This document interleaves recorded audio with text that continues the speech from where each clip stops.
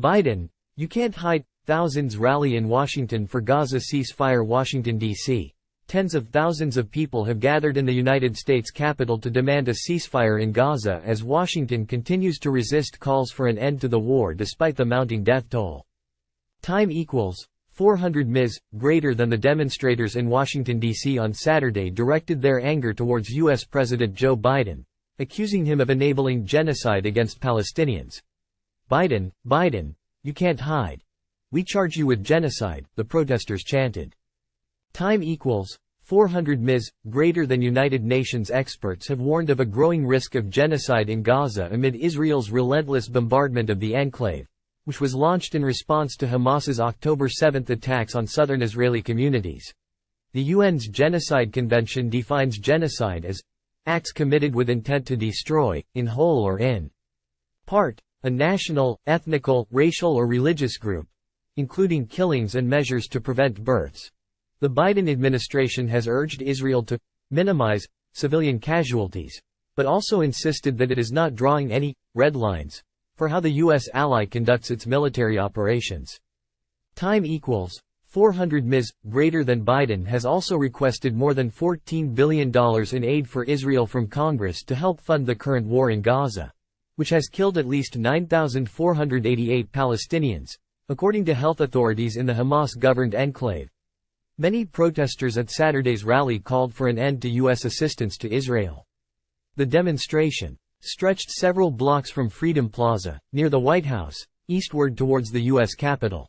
Al Jazeera spoke to many of the protesters. Here's what they had to say. Nida, who chose to be identified by her first name only, said her family in Gaza is experiencing constant bombardment with no safe place in the entire territory. Stop the war. Stop the bombing. Stop this genocide in Gaza. That's the number one message we are sending today, and I hope our government will listen to us.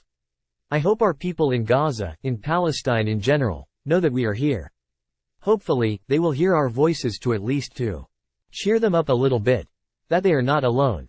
Al-Qurray, who traveled to Washington, D.C. from South Florida to join the protest, voiced anger at the U.S. and international reaction to the conflict. Palestinians haven't had freedom for over 70 years. And it's time that we make our voice heard, and we start telling the world that this is not right. Horowitz stressed the need for a ceasefire, calling the carnage in Gaza an abomination. He also slammed the Biden administration's call for humanitarian pauses as insufficient. We should be calling for a ceasefire. And instead they're talking about a pause, which isn't really a stoppage of anything.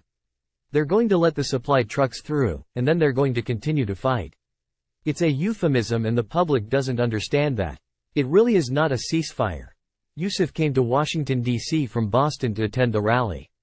She said the Biden administration is not seeing Palestinians' humanity. We are here to speak for the innocent people. We are here to let the world know that what Israel and the United States are doing is not self-defense, it's a genocide. And we're not supporting that regardless of religion, regardless of our ways, regardless of agenda. We are all human beings. Raja dismissed a newly announced push by the Biden administration to battle Islamophobia in the U.S. as a despicable effort to distract from Washington's policies in Gaza. We want to 100% support a ceasefire. We need this to end. We don't want to send any of our tax dollars to Israel anymore. We don't want to be supporting genocide. Blood on our hands. Habib, who was dressed in a traditional Palestinian dress known as thobe, said she is having a difficult time coping with the war and the graphic images of the atrocities in Gaza. She added that she will not vote for Biden and other Democratic candidates. Next year, they have no more votes, from me or my family or anybody. It's done. I did vote for them in the past because basically, we don't have a better choice. Now, it's not even a choice. Saham Alfred, who was forced out of her home as a child during the establishment of Israel in 1948, expressed fear over the potential of displacement of Palestinians out of Gaza, denouncing Biden and other Western leaders. Shame, they are racist. They do not believe that Palestinians are equal to Israelis. I will never vote for Biden. He's a coward and a criminal.